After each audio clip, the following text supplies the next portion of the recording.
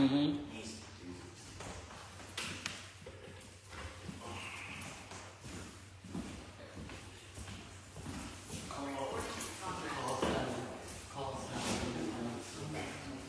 Good morning, everyone. Good morning. We're gonna get started in a few minutes. Wait a few more to get on. Okay.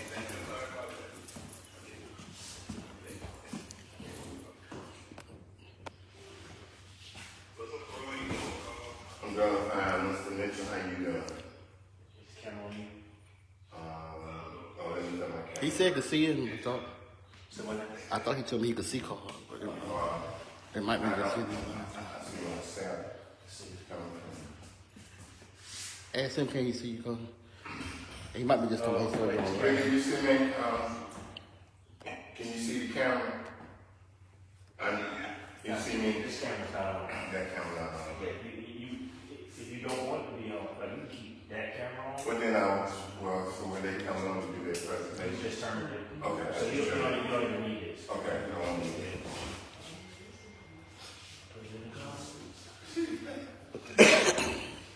Hopefully a few more come on. We're waiting for one or two more to come inside. And then we'll go ahead and get started. Because I want to hold everybody up from their busy day.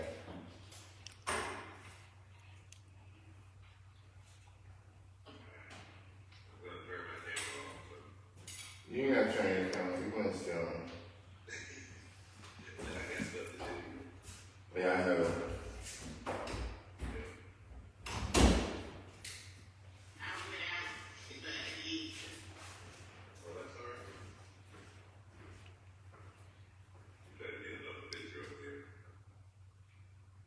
Are you gonna put another picture up there with you? Or you putting the judge? You putting the judge picture up there, huh? Yeah, that looks a little better than mine.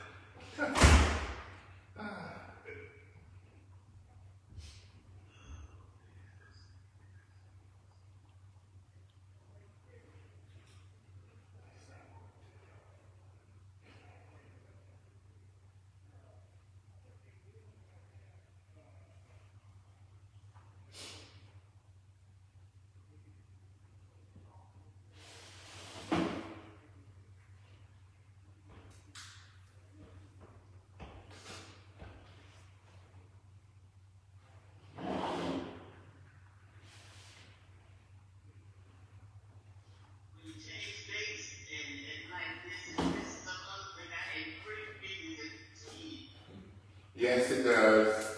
The reason we didn't do it last weekend because it was Valentine's Day and then they had the big march during Whalen, so we kind of moved it back.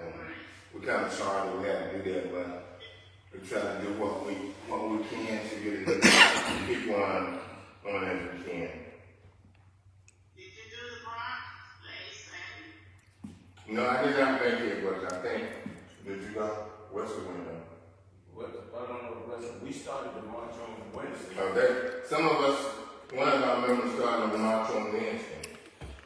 And went the first 15 miles. Like first 15, yeah. Yeah.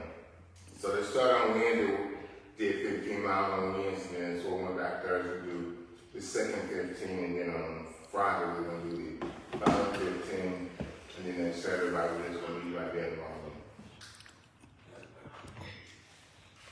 Well, whenever they can come in, I'm just go ahead and get started because I don't want to hold up our speakers to today that's going to be presented. I call the meeting to order of the Eastern Civic Group. It is, what time is it? 11:13. It's 11:13, so we're supposed to start at 11, so now call this meeting to order. I'm going to ask Brother, ask Mr. Matthew, he leads in a word of prayer. Mr. Matthew. Father God, we thank you for this day. We ask that you bless everyone under my ear, locally as well as out there on the internet.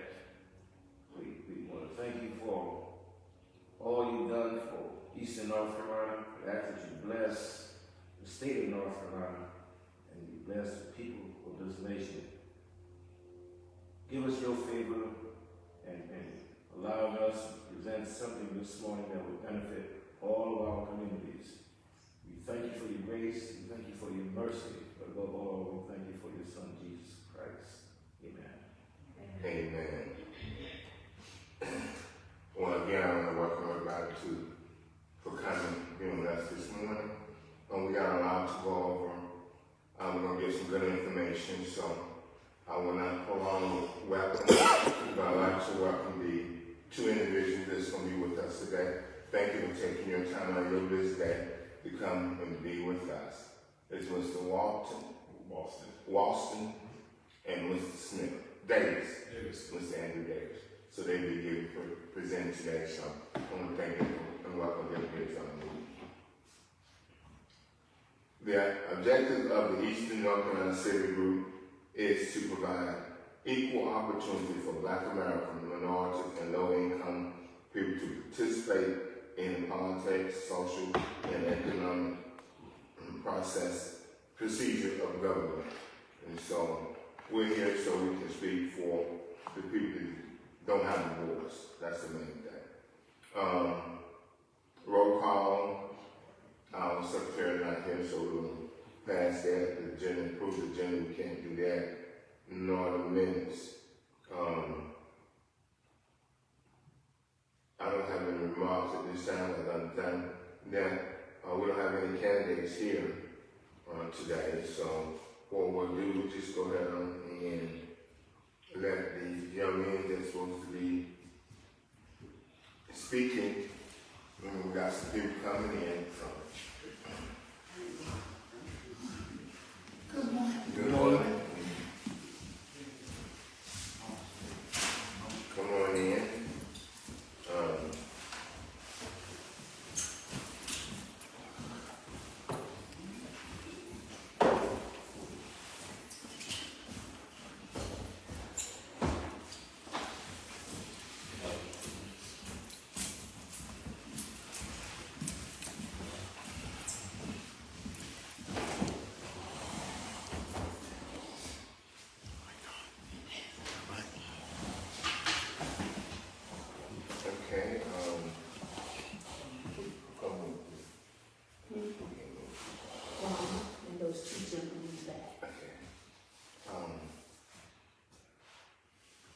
You can recognize the candidates.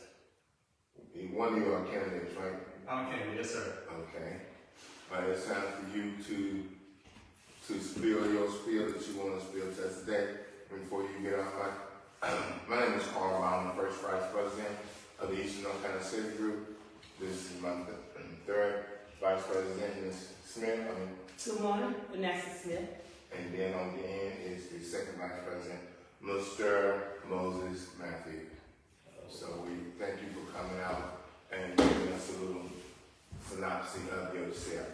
Well, thank you so much for having me. I won't take too much time. Hi, everybody, I'm Jim.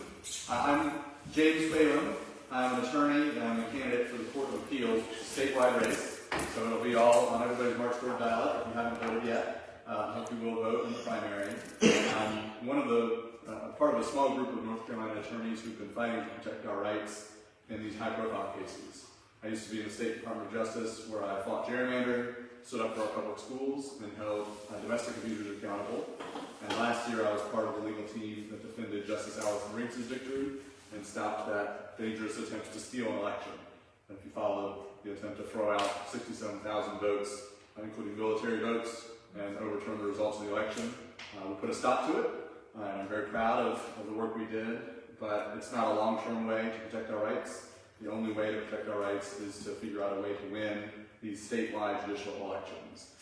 We all know about our Supreme Court and how important that is. Anita Earls is running for re-election this time. We have to support her and make sure that she's re-elected.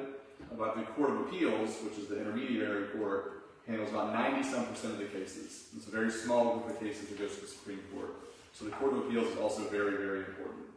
There are two Democrats running for re-election. That's John Arrowwood and Toby Hampson. They're not on the March 3rd ballot. They don't have a primary on the November ballot. We need to support them. And there's a third seat, it's an open seat. And there is a primary in that race. I've got a good primary opponent.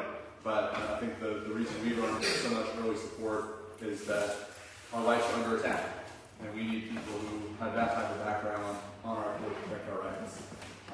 Tried to have a whole bunch of endorsements from all the state on this, all of them to save time, but Congressman Butterfield and your Republican campaign, Chief Justice Henry Fry, Justice Patricia Goodson, Justice Bob Orr, Chief Justice Billy Mitchell, and legislators from across the state, former elected officials, organizations. So to be successful in this primary, I've got a bunch of these little cards back there with my face on both sides, so I'll be sure to pass those out. I'm happy to answer any questions, but also happy to let you try. Anyone on Zoom has a question for our candidate this morning? Now you said you do have competition. That's right. There's a primary. There are two of us running for this seat in the Democratic primary, but I do have your support. Williamston, candidate for the Board of Appeals. Okay. So what do you do at the present time? I'm an attorney. You're an attorney. I focus on our appellate courts, and so I practice in the Court of Appeals. I've argued both criminal and civil cases, and I am at the Brooks Pierce Law Firm in Raleigh, and we handle a wide variety of types of things, business stuff, voting rights, civil rights. So it's a wide variety of cases that I work on. So I touch just about everything that comes before the Court of Appeals in some way, but the place where I have the deepest experience is in these constitutional cases. That's a pretty good list of folks who are supporting you and endorsing you. What separates you from the current incumbent? So the incumbent's not running for re-election. That's Allegra Collins, and she's been great, but she's chosen not to run again. So it's an open seat. My primary opponent is a family court judge, well-respected district court judge from Raleigh. But I think one of the reasons that, as I say, we've built the support we have is that we're just looking for a different type of background in this moment. District court experience is very important, but the big cases that impact all of us don't go to the district court. They go to, our court, they go to the superior court. So a major criminal offense or a big money case or a case involving our constitutional rights, election cases, and so on. They don't go to district court. They go up through our superior court into our appellate courts.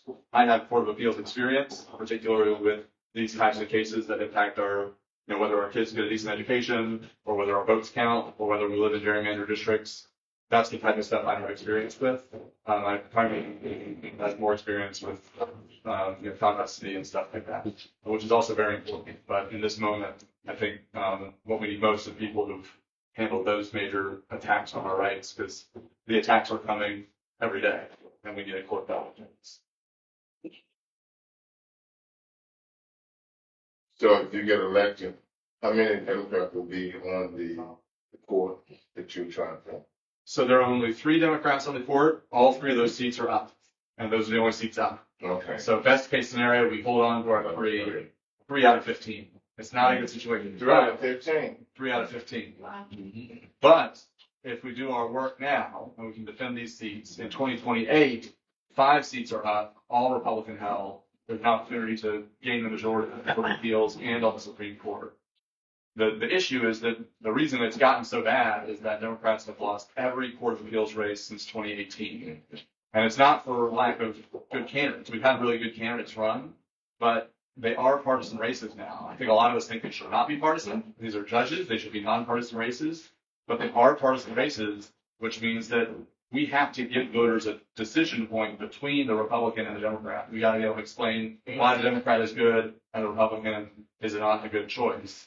I think a lot of our prior candidates have been uncomfortable with that. My primary opponent is very uncomfortable with that. She does not think that judicial candidates should talk about issues.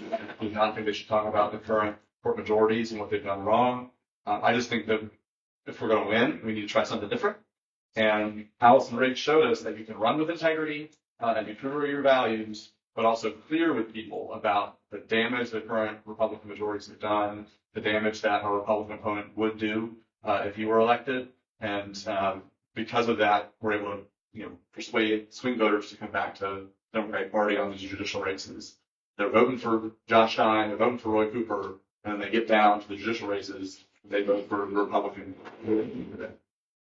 people that are receptive, they share our values, they're receptive to our arguments and other races, we got to make those arguments at the Court of Appeals level. If we do that, I think we can win. And then we can build momentum for 2018 or 2028 when we can win back the court majority. Any more questions? Let me ask this. Do you do criminal law? I mean, do you have a background in criminal law? Background in both, yes, sir. So I started my career for working for Judge Loretta Biggs in Winston-Salem, the federal district court judge there. So we handled criminal and civil for the federal level. Right. And then I worked in the State Department of Justice doing appeals. So I wouldn't try the criminal case, but after it was tried and the person was convicted, up on appeal, if they were trying to be released on a technicality of some sort, it would be my job to argue to defend the conviction in the State Department of Justice. And then in private practice, I worked on the other side of that for indigent defendants who can't afford an attorney or appointed an appellate attorney. So they've lost, they've gone up on appeal and said my conviction was wrong, and here are the reasons. They're appointed an attorney, and I've worked with mostly with Justice Jimmy Urban, who he's now in private practice with us, and he's been appointed, and I've supported him and those sorts of things. So I've not tried a criminal case. I've worked on the appeals in the Court of Appeals, which is why I'm not going to join. And that's where your Court of Appeals experience come from, basically your criminal background. That's right, and civil. I've done both. Okay. So Court of Appeals experience in the criminal space. One example, there was a guy who was convicted of essentially distributing revenge pornography. North Carolina has a relatively newish statute, last 10 years or so, that says if you record, even if the video is consensual, if you record the video and then without consent publish that, you can get in trouble. And this guy was trying to keep his girlfriend in an abusive relationship, and so he sent the video to her mother, to her boss, to her friends to try to keep her from leaving him.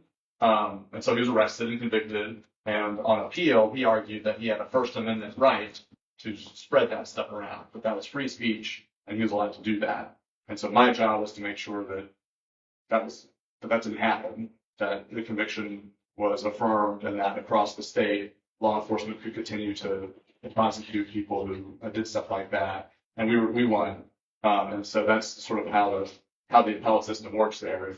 In his case, at the trial level, it was about whether or not he broke the law. At the appellate level, it was about whether the law could continue to apply across the state. It's a statewide court. And so that's a criminal example. The Allison Rings fight is a civil example. We were in the Court of Appeals making sure that our votes could we lost there, but eventually we won up in the federal system. So I have a question. Hey, you say you're Democrat, correct? Yes, sir. Would you consider yourself, nowadays we got two sides, you consider yourself on the moderate side or the more progressive side?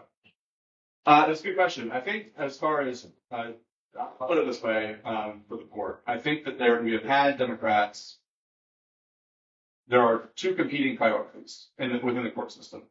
Protecting our rights and making sure that the court appears to be neutral.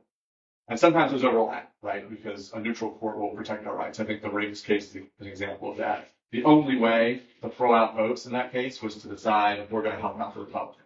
A neutral court would obviously count the votes. In other cases, the courts can be called on to take bold steps to protect us. And some judges have been willing to do that, and some judges have been more concerned that if we take bold steps, people are going to think the court's too Democrat or too partisan. Between that divide, I'm solidly in the camp of my job is to protect our rights. That's what I've done as an attorney. That's what I'll do as a judge. And I'm not really going to care if I get a news article written that says, James is protecting our rights too much. He's too partisan. So I don't know if that answers your question exactly. Well, you answered it from the court side of that. I was talking about personally. I mean, personally, Democrat. So would you align yourself more with moderate or with the progressive movement? It was a personal, not from professional standpoint. I think I'm probably pretty dead in the center of what the Democratic Party is nowadays. I've been endorsed by the Progressive Caucus. That gives you an idea, at least what they think of me. But I've also been endorsed by organizations across the state that have supported a lot of moderate candidates. In Durham, for example, there's a hot primary you may know of between Valerie Foushee, the incumbent congresswoman, and a progressive challenger. The Durham Committee on the Affairs of Black People have endorsed Valerie Foushee and endorsed me. So I know I'm not super giving you a great answer to your question. That's okay. I understand. It's politics, huh? No, I really I think I probably fit pretty center of the. I think I probably disagree with people on the conservative side. I know I disagree with people on the far left side. I'm probably somewhere in the middle. Okay. See, when you run for a race in politics, your Democratic Party got to stay in the middle and try to gain those other votes on the other side, whatever side. Because if he said he was moderate or conservative, then he will lose a lot of his support. So if he kind of stay in the middle of the road, he can gain support from both sides. Well, maybe one day we'll get to the point where everybody just put it straight out there. This is what I'm going. Yeah. And we'll just, one day that way we'll know. one day it might come to that point, but right now, Yeah. it's hard. It's hard to get any candidate to say, I'm a moderate, I'm a conservative. I got you. So, And I'm not trying to duck the answer. I think the hard part for me is that there are things that I agree with that people who call themselves moderate Democrats believe in, and there are things that progressives stand for that I agree with. As I say, the Progressive Caucus of the Democratic Party endorsed me in the primary, but there are also, I'm sure, a lot of people who consider themselves. And the reason why I asked the question because the party is split. It's very split, divided on on those type of issues they are. And so, and as long as it stays that way, you're gonna keep having problems. So how divided? Yeah. So somewhere down the line, somebody will have to come together and say, look, this is our universal belief, and not to have this group over here, that group, because if we stay divided, we're gonna keep saying what we're saying, But anyway, thank you for asking the question, though. Yeah. No, and it's absolutely true. And I think there's a lot that we do agree on, especially when it comes to our judiciary. Right. And then one example, I'll shut up and we can get on with the meeting, but for a long time, at least since I was a kid, a core tenet of the Democratic Party is we believe that our public schools are valuable and they should be receive the resources that they need to function appropriately. And the courts agreed in the Leandro case and said under our state constitution, our schools deserve a certain amount of public funding. And then that court decision was ignored for about 30 years. I grew up in a public school that the court said was underfunded, but nobody did anything about it. And finally, a Democratic majority just a few years ago, when I was in the State Department of Justice fighting for these issues, the court majority said, we're going to order the state to move nearly $1 billion, just move it, and give it to the public schools, because you waited so long, you haven't done it, the money's coming. And then we won on the law, but we lost on the politics. A new Republican majority was elected that about a month or two later took control, and in January 2023, they blocked the money. They haven't overturned the decision, but there's $1 billion roughly that's supposed to go to our public schools, but there's a court that's blocked it. I don't know if you're, conservative, progressive, whatever within the Democratic movement. I think most of us agree we need to get that money to our public schools, and it's not clear why the Republican court has put a block on that money, but that's the clear difference that unites our side and probably divides their side. I think there are a lot of Republicans who think our public schools deserve that constitutional money, but their judges have blocked the money. So a better court could do something different. So what would happen if the parents of those kids who are still existing in our public schools and the graduates who were in the middle of the Leandro circumstances were to come together and file a lawsuit against the state of North Carolina and the federal government for not properly preparing them because of this? How massive could that be, and how influential in making opportunities open up for our pre-existing kids now? It's a great question, and it's one that I don't think the state is ready for. The current set of lawsuits mostly involves the school districts suing the state. So like Hope County is the lead plaintiff, and Hope County says, we're the school system, we need the money, so we're going to sue the state and ask for the money. In the original Leandro case, it involved students. Leandro, I forget what he is now, he's an attorney. But the lead plaintiff was a kid, like a kindergartner. That's how old the case is. And said that I'm a kid at an underfunded public school. I'm not getting the resources I need. I need the state to do that. But so far, the lawsuits have not sought damages. They've sought an injunctive, what's called injunctive relief, which means this is the thing that you have to do going forward. But they haven't gone to the state and said, I grew up in the North Carolina public schools. This is how it's affected my life. Right. You violated my constitutional rights. I want to be remedied. Right. I don't know how the courts would handle that currently, but what we've seen is that the current courts aren't even willing to fix the problem going forward. Right. So I doubt that they would be willing to do anything looking. But it would seem questioning, we have a lot of classrooms yet, still without teachers, still without materials and supplies to advance our children. And it's giving away to the opportunity of more private facilities because they can afford it. It's like it's a setup to do away with the public education system, as you know it. And I would love to hear me say that when I am currently retired, but returning to education in a public charter school. But there again, we have a breakdown of not having what we need to be successful with our students. So I was wondering, when are our parents going to come to the table in North Carolina? Enough is enough. Our children are being discriminated against once again through these judges who were put in place to benefit our community, and it's not happening. And that's a great, I think, place to end it for me, is that this is the thing, and it's not intuitive. You think about, you care about public schools, you go to the school board, or you go vote for your legislator. But the school board don't control the money, and the legislature is gerrymandered. And so you can't, we have a majority of North Carolinians who want better public schools, but they can't elect representatives who want better public schools because of the way the districts have been drawn. The one, and Josh and I is working hard at it, but the executive branch doesn't get to make these decisions either. The one group that can make a giant leap forward for public education in North Carolina are our courts. It's the Court of Appeals and it's the Supreme Court. And there's statewide elections. You can't gerrymander it with just whoever gets the most votes. And so if we can get people who care about the public schools, the parents, the grandparents, the young people who grew up through it. I got a 4-year-old who's going to start public school soon. Can't wait another 30 years for this problem to get fixed. And I think there are a lot of people across the state who will do that. They got to get plugged in. They got to support first in the primary and in the general candidates who want to work on this and protect our rights, education and otherwise. So I'm hoping to have y'all's support and everybody's support. Please tell everybody in the community about the rates now and then in the general, and we'll work hard at it. Okay. Any more questions? So how, Oh, good morning. Good morning. Hi. Some of you know me and some of you may not know me. I'm Robert Wilson, former Assistant Secretary of State for the state of North Carolina. I worked on the roofers, Janet Martin and Elaine Marshall, about 30 years.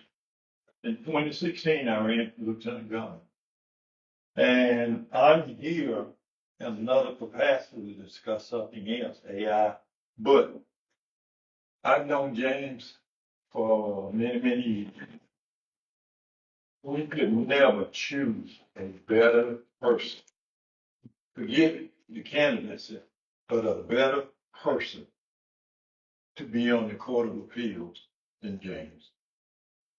And I continue to use that. Certain things he can't say now, but I know he will do. And one is be fair. I think what needs to happen now is that candidates who are running needs to represent everybody. Because if they can't represent everybody, then they shouldn't represent nobody. They don't need to go to the Court of Appeals. Right now, there are 15 members of the Court of Appeals. 3 of them are Democrats. And if we lose one of those 3 seats, we gonna catch Holden Dickens in 2028 trying to get the Court of Appeals back. It is critical that we maintain those 3 seats. I'm asking you from my own personal point of view to support James, because without a doubt, he is the best candidate running. Republican, Democrat, Independent, anybody else, because I know him. And I know he would do right, not just by us, by all of us. And that is the essential going forward. Because we're in a mess right now. That's real. I mean, a mess. And if we don't start redirecting some energy, then we ain't gonna have to worry about it in 2, 3 more years. Because the present administration is determined they're gonna kill us. Mm-hmm. And we gotta fight back. So I don't want to have been take up too much of the time, but I'm asking on my behalf, please support it. Because he is without a doubt the best candidate running. Thank you. You have one question. No, go ahead. Put it on. Okay. You said you had some literature you want to leave with us? Yes, I'm in no hurry to skedaddle, but I'll, let me just leave a few up here. Yeah. You can leave us some so we can distribute them. Thanks. To our counties.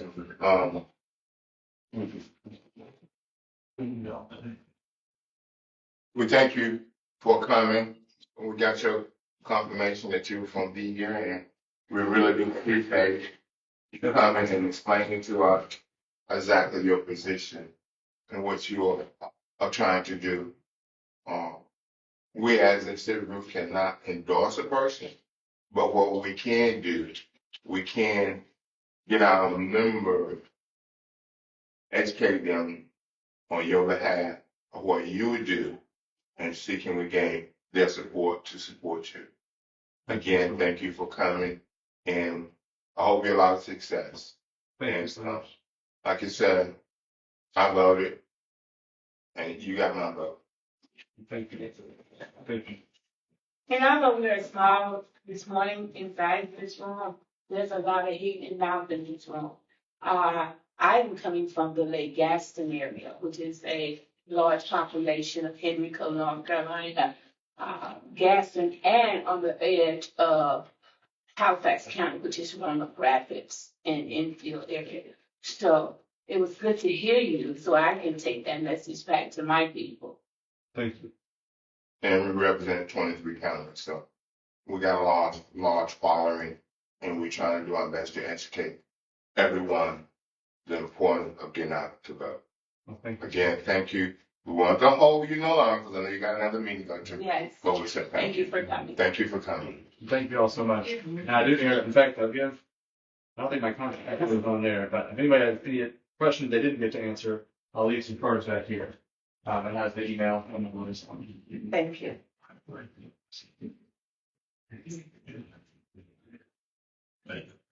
Thank you. Mr. Wilson. Yeah. You're up next. Okay. Since you're the AI man. Morning, everybody. How are you? Good to see you all. This is restroom. Yeah, a restroom somewhere. Restroom. No, that's not it. I tried that. I made that mistake already. I don't know. Okay, well, this one not for me. I hate to interrupt. Go ahead. Okay. Sorry. All right. I think it went over in the next trailer. What's that? I think it went over there in the next trailer. The trailer I is did. us, Oh, okay. All right. but Butcher's checking. Okay. So like, Well, thank you so much. And first giving honor to God, to our Lord and Savior, Jesus Christ. You know, I'm Robert Wilson, like I said. I'm a former Assistant Secretary of State in North Carolina, worked on 3 different secretaries, Rufus Emerson, Janet Faulkner, and Elaine Marshall. And I ran, one of my primary responsibilities was to run legislation for the business community, which is what the Secretary of State is. So I got a kind of a broad knowledge now of how North Carolina really works and the ins and the outs of what's going on in the state. And I would tell you that right now, we're in the worst mess we've been in 50 years. For one simple reason, we don't control nothing. They have the House, they control the Carolina Senate. And if you got the House and the Senate, there are 3 different branches of government: legislative, judicial, and executive. All right. The governor sits in the executive. However, the power invested in people in North Carolina is in the legislative piece because they make the laws. And they have the judicial branch, which interprets what they do and decide if it's legal or illegal.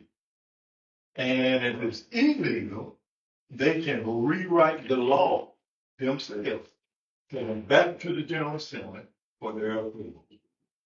And right now, I would tell you that we have lost ground in many, many ways. Affirmative action, please. DEI, please. Legislative body, dead. We got people that used to be in authority, no longer. We are probably living in one of the most chaotic times of your lifetime. And let me explain something to you. This ain't about just us individually.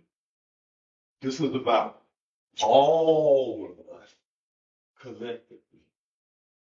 Because when they come for one, they're coming for all. Don't think you're going to be different. And I would say to you that the big monster that's sitting out there right now is called AI, artificial intelligence. And what that is getting ready to do is change your life forever.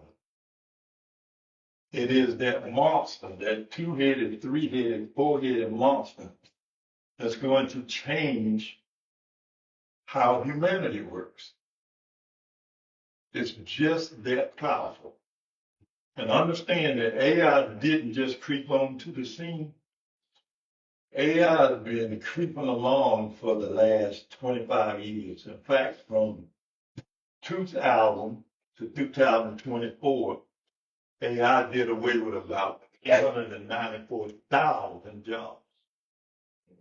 But to show you how it has accelerated, in the month of January this year, AI replaced 100,000 jobs across the country. And everybody says, well, what is AI? AI is artificial intelligence. That's what it's called. And it's basically robots, computers, and automation. And I will tell you that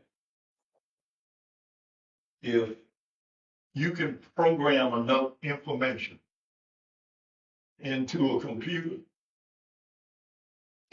that you can wipe out a whole plant of workers. Because what they'll do is they'll come back in, and I'll give you a prime example of what they're doing now in North Carolina. They'll tell you in North Carolina, we're going to open up a $2 billion plant. All right? And we're going to build it in, let's say, Duplin County. We're going to hire 150 people for a $2 billion plant now. So that's about 50 people per rotation on a 24-hour shift. And here's what they're doing. They'll tell you, we're gonna pay them $89,000, $90,000 a year. And everybody says, good job, man. We got it. So they come in unregulated, all right, and they automate 75% of the plant, which means there will be no jobs in 75% of that plant that's already automated, because they already have everything in place to do what they need to do. They can build a car, they can do whatever they need to do without manual labor. We have been programmed, and rightfully so, to understand that education is critical. And I strongly believe that education is critical. But we got to start doing some things for ourselves. We got to stop depending on somebody else to come save us. Because ain't nobody going to save us but us. And you can talk about defunding and all of these different things, but the only way we're going to get out of this mess is we're going to have to come together. There may not be just one leader, but there needs to be just one cause that we're all fighting for. Not just in the 23 counties, but in all 100 counties. And what we're fighting for is our livelihood. Because also in the state of North Carolina, especially in eastern North Carolina, people still work 30 to 40 hours a week. Get off work, go work a part-time job, 20, 25 hours a week, which equates to about 50 to 55 hours a week, 65 hours a week. And it's still not a livable wage. There is no place in North Carolina, in fact, there is no place in the United States that a person making $7.25 can make a living. Nowhere. We are the only country in the civilized world that has a class of people called the working poor, where they know that they won't get much better for them, and they hope and pray that it's going to get better for them children, for their children. But we saw this coming about 20, 30, 20, 25 years ago. No, some of us, that's been out here fighting for a long time, we saw this coming. And when we saw it coming was AI. Because there is a fight going on in this country right now to see who's going to be in power and who's going to have the privilege. They will tell you that it's about democracy, freedom, education, funding here, funding there. Some folks have adopted the theory that Malcolm X made famous by any means necessary. And one of the people that have adopted that theory is your president. Whether you like it or not, he's still your president. I'm telling you, he does not believe in the rule of law. And if we mess around and let this get away from us, and they could very easily get away from us in the next year or two, all game's over. You won't never get back, your children won't get back, and your children's children won't get back. And for all of you that don't think that that's possible, and you say, well, we got the numbers, you know. We got enough number where we can vote our way out. We do right now. If we all vote, then we can get out of this mess.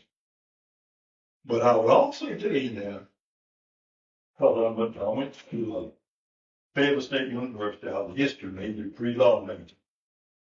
But I learned back at Fayetteville State 50 years ago that there was this guy called P.W. Volta, who was the prime minister and the leader of South Africa. South Africa's population was 20% white, 80% black. All right.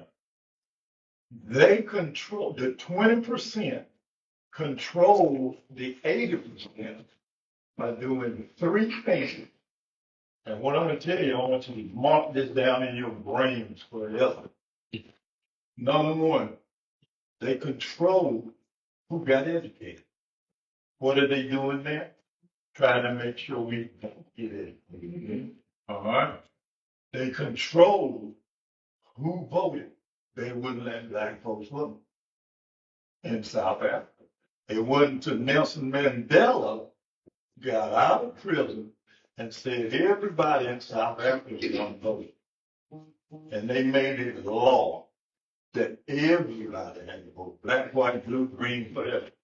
Everybody had to vote.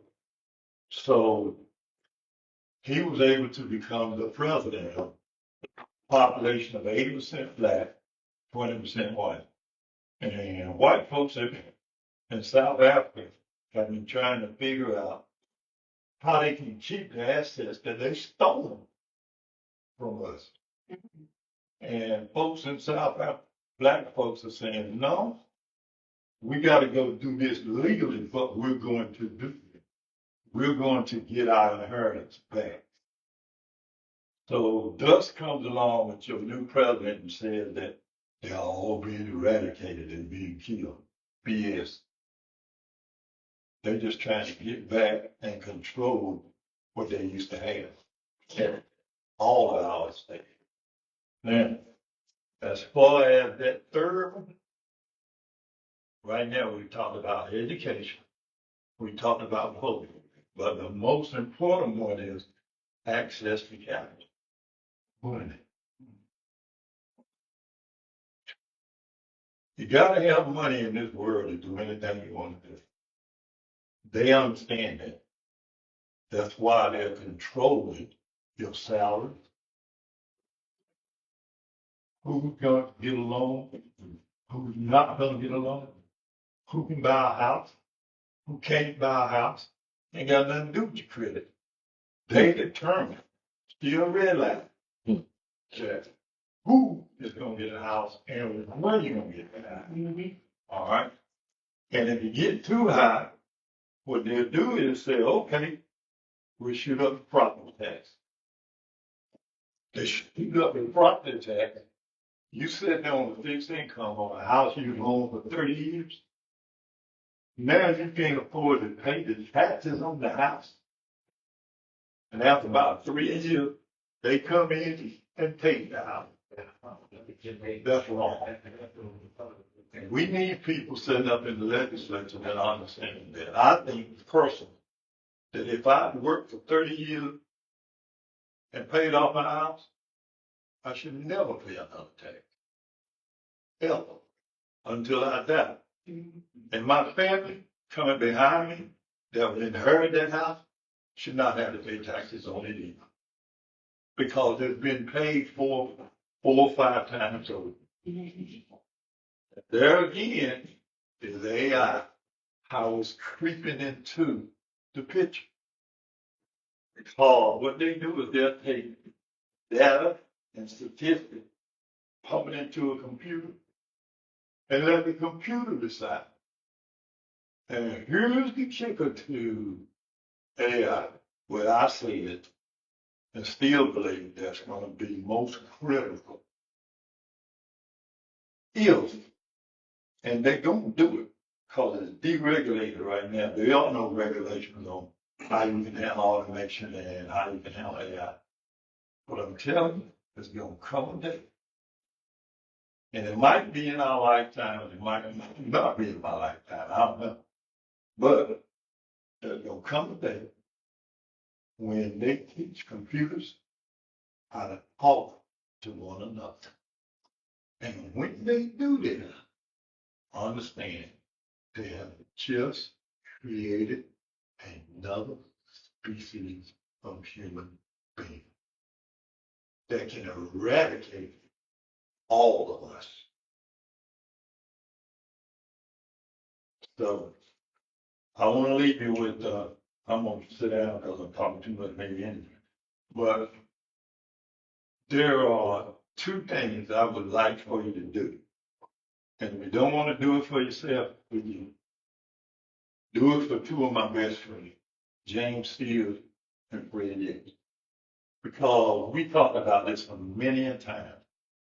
You know, what we need to do right now is we're going to have to come together and be on one accord.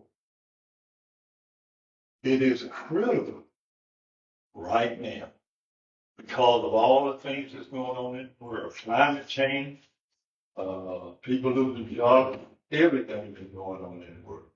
It is critical that we do two things. Make sure I get it right.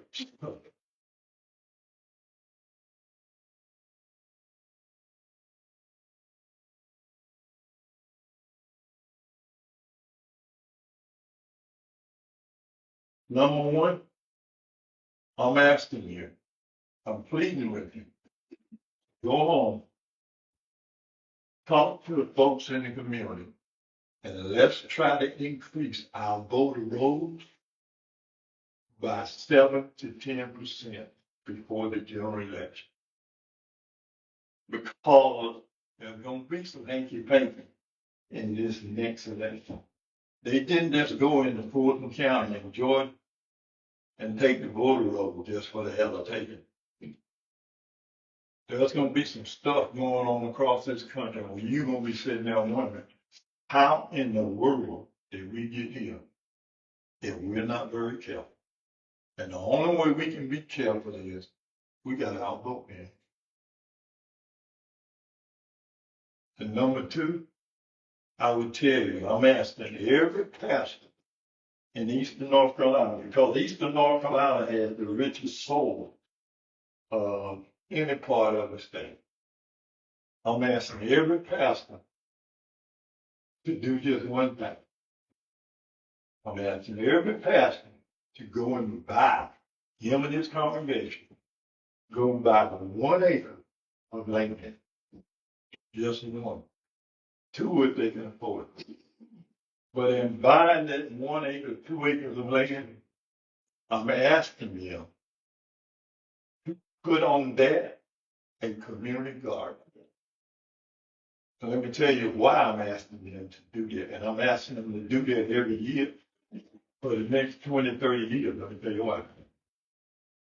Climate change, AI, and other things have changed the way that we do business.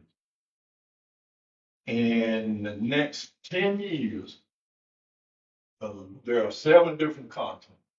In the next 10 years, one continent will have at least 25% of the world's population living on that continent. And if you think I'm kidding, you can look it up on your cell phone. All right? That continent is Africa. There will be 2.5 billion people living on the continent of Africa. And I think it's only fitting, since everything started there, then it needs to end there. But I'm asking you to ask your pastors to develop a community garden and sell your product to your congregation or people in the community. Because there's going to be, pretty soon, a food shortage. We can't wait and let it happen We got to start preparing for it now. So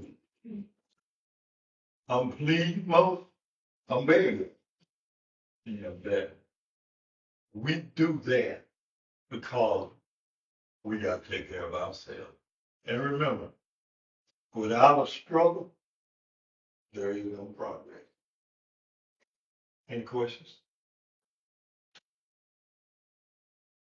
Mr. Wilson, let me ask you, how familiar are you with the data centers? Since we're talking about AI, they want to construct data centers.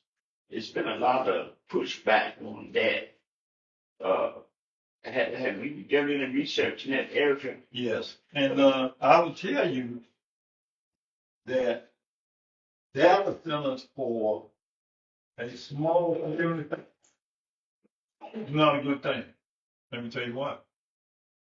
Data centers require a lot of energy. All right. Which means they also require a lot of water. All right. And it's going to drive up the people's property taxes in that county. And you won't directly be paying for it. You're going to indirectly pay for it. But it's paying, you're paying for it anyway. And it's taking your jobs. So why would you finance your own doom and gloom? That doesn't make sense to me. So if they ever talk about putting a data center in your county, you say, oh. Let's have a conversation about this. And let's lay all the cards on the table. I don't think it's good for our community. In fact, I know it's not. And noise is an issue too, right? Noise level. No, they trying to come to Edgecombe County. Yeah. Now, I got one question I want to ask. Yes, sir. When you talk about a data center, they've been talking about in Berkeley County. They said we get this data center, it's going to require a lot of water. But then it's going to reuse the water over and over again, right? Not necessarily. Not necessarily. And it's also the energy that it's going to take to pump those things. It's going to drive your energy bill up. Because it can't help drive the bill up. Because you're going to have more demands for energy. The bigger the demand, the bigger your bill. So there again, that sounds like just what you're bringing to us today. It's good to hear that, because a lot of the areas that are looking at the data center, people are looking at it from the aspect, we don't have jobs, we need jobs. And this is going to bring us money. But then I look at the point, it's going to bring you money and possible death in the long run, because you got to have water. You know, like he's saying, your water goes to plants, your water is your energy. And, you know, if it sits there too long in some areas, you know, we haven't really even had much rain this year. Overall, the earth is not saturated as much as we think it is. Everything has been topped up. So we're going to be in a struggle, sure enough. But basically, where they talk about putting the center, like Berkeley County, you got the Swan River that come down through there, where you got the rivers come back. While we're in Orange County, we got Lake Galveston, Warren County, that can come out of Virginia with a big lake. And you look at the construction of the solar farms. See, what they're looking at is taking the power of that new energy. They're the one behind all of it right here in North Carolina. We're in other states too, Virginia. They're behind the data centers because they can provide that electricity for them, the energy, so to speak.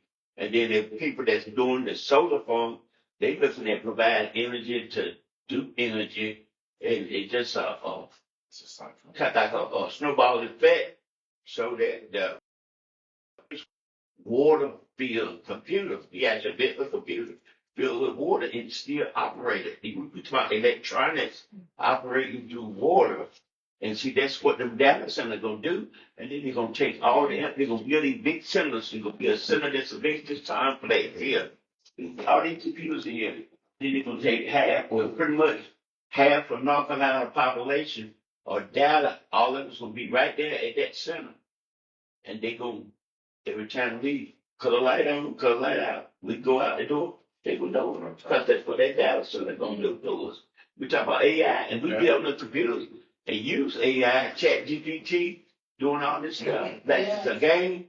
It's a game to us. Because what's happening with the chat sites and AI sites is it's allowing children to say, you don't have to learn it, you don't have to do it. We got something that can do it for you. So our children no longer think. Yep. And they no longer use their processing skill. It's if you don't use it, you lose it. And so we will be the ones they want to put back on the boat and take back across the ocean. But hell, that's happening because those of us who are in here today, we may be few in numbers, but we have to realize this thing is serious. And it has to go back to the community as serious. You know, yes, you can be up to date on technology, but you don't want technologies to be out of date for them, where they can't use it because they can't manipulate in their minds how to use it. Okay. If I can add one more thing. Additionally, we've had 3 Democrats do flip and vote to give the part one to raise their price along with AI. They like trying to be on a 3 center right down the street from my house. And they're primarily in the black community, which we really have to be concerned about also. The water that y'all talking about using, that's not a closed loop system. Computers right there the Chilmarn River, all the Royal, all those rivers around, and then who knows what it's going to do to the wildlife in the river. So we have to be stand up for that. The other thing that truly hurt me that Neil spoke on was 20% of the South African being white, controlling 80% of the or 80% of the country. Basically, the same thing is happening in rural counties where we're not voting, and it's bearing out in every election that 10 and 15% turnout. We won't get anything like that. And if this administration don't drive us to the poll, nothing will. We have been bamboozled, hoodwinked, and basically whipped since this man has been in the office. And we're in our blacks are gravitating to him like he flies or flies gravitating to, and we're doing it.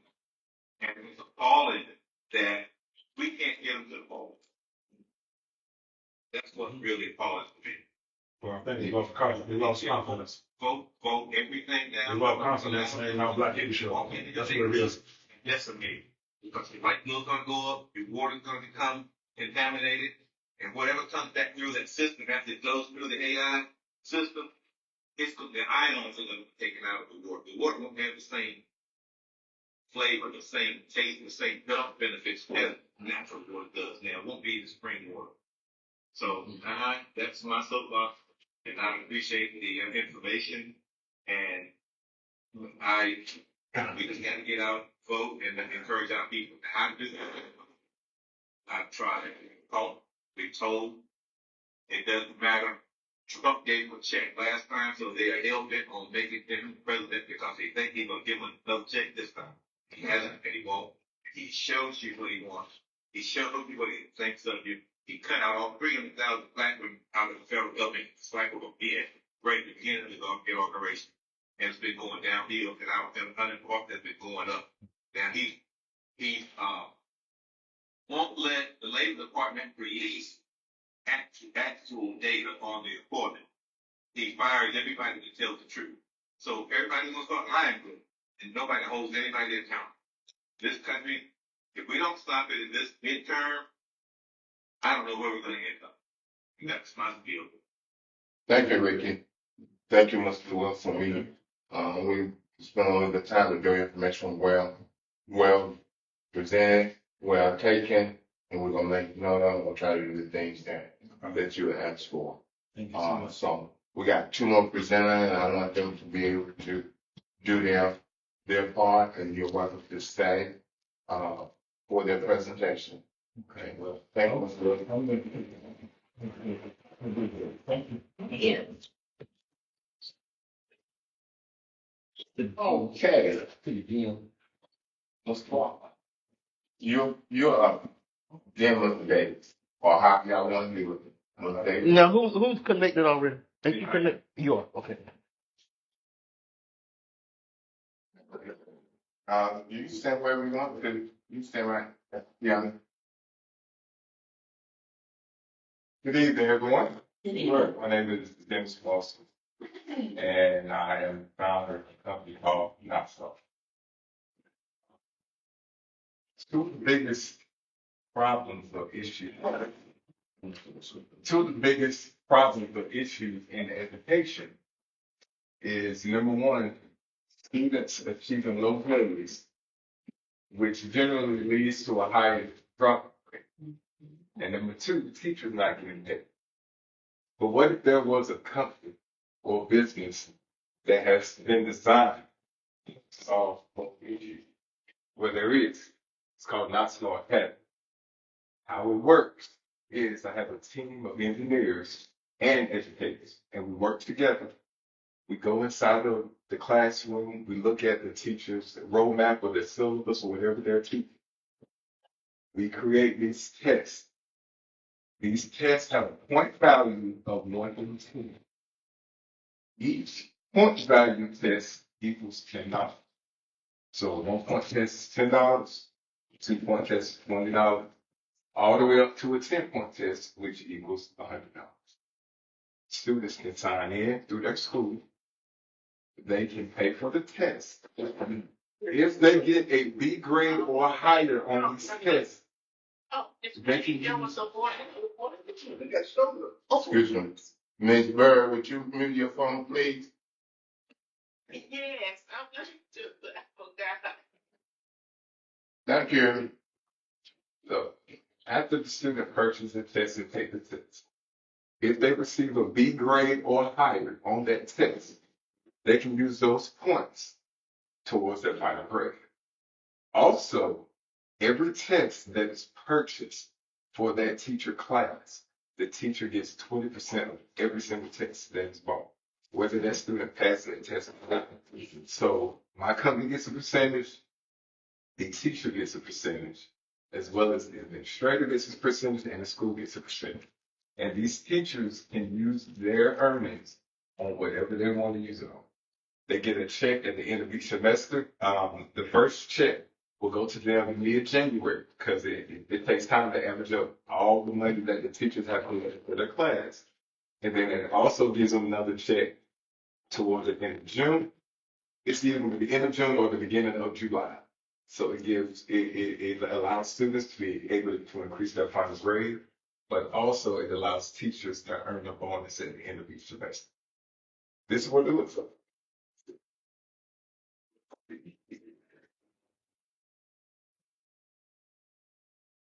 So what would happen is students would just click on the NotSlaw.net. It's connected with the school. These are just examples of schools. I went to J.H. Rose. So the student, they would click on their school. And then here, these are some of my teachers that I had in school. Then they would click on their teacher as well as their subject. Here they would sign in, their username and password.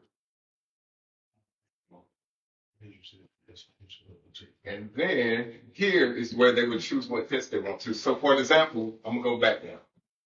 Actually, go back twice. The student is in Obadiah Chukwu's biology and geometry class. So then you sign in with your username and password. You can then choose which test you want to take. So a 1 point test is easier, but there are more questions. A 10 point test is a lot harder, but there's less questions. We believe that most of the students are going to take anywhere between the 3 to 7 point range test because it's not as many questions and it's not as hard. And I remember as an educator myself, I taught in Duplin County at James Kennedy High School and Kennersville Middle School. And so, being there, students were always about maybe 5 to 6 points away from making that next grade. And also being the first year teacher, I only made $27,000 a year. There's no way possible I can raise a family on $27,000 a year. I don't care how good my budget is. Also, I also realized that most of the teachers had children. I didn't have any children. I didn't have a wife. It was just me. And I always would hear about teachers struggling and teachers being financially strapped and students not having a way to bring up that final grade to make it into that college that they need to make it into. So what happened was after I left education, I started working for a company called Enterprise. I worked with them for almost 10 years, but I just believed that God had more for me. And so I remember being on the corner of Evans and Memorial, no, on Evans and Greenville Boulevard at the light. And I said, God, I can't just keep watching cars all day and renting out cars. It got to be something else you want me to do. How can I help people and still be in education? And he dropped this idea in my head. And so after you choose what test you want to, it's going to give you the rules. Pay for it. Now your parents can prepay for the test, or the students can pay for the test themselves. So these are the rules. There's a no cheating policy. All tests must be taken by the student who is logged on into their account. If caught cheating, the administrator must give that student a grade of 0, and that student will not be refunded. All tests will have a time limit. Only the questions answered will be scored. All sales are final. There's a no buddy system. Each test will give students all of the items that they are allowed to use. There are practice tests on the website as well. These tests must be taken in an assigned area. Now, students can only earn 10 points per class. They can only earn a credit of 10 points per class. Points can be added to your final score, but not the valedictorian. So if you have somebody who has a perfect score, they did not use this system, and you have somebody who say, hey, well, look, I'm just going to, pay for an extra couple of points so I can be valedictorian. It doesn't work like that. It does not determine who valedictorian is. But it will increase that student's final grade. And lastly, a student must receive a grade of a B or higher to get credit for that test. This is just an example of what a test will look like. This right here is a 1-point test. It's multiple choice. Now, of course, there are a lot more questions, but it's easier. But this right here is just an example of what a test would look like. So after the student signs in, they take the test. Well, let's say, for example, the student, they receive an A. They got 4 out of 4. This is what the student can see on their end. It shows their school name, their teacher name, the subject, the amount paid, and the points that they received for that class. This right here is just a breakdown of how the money is distributed. So Nassau, the company, and Nassau Academy, we get 70%. The teacher gets 20% of every test that is purchased for their class. The school gets 5% of every single test that is bought for the school. And then the administration gets 5% of all the tests that is bought for the school as well. This is what the teachers can see. It pretty much just shows all tests purchased for the school, tests purchased for this class, all tests passed, the teachers' total earnings, so they get 20% out of that $10, which was $2. The total points earned for the school, the total points earned for this class, and the points allowed remaining. And that is how Nassau Academy works. Okay, I got a question for you, buddy. Go ahead, man. You had a question? You go ahead.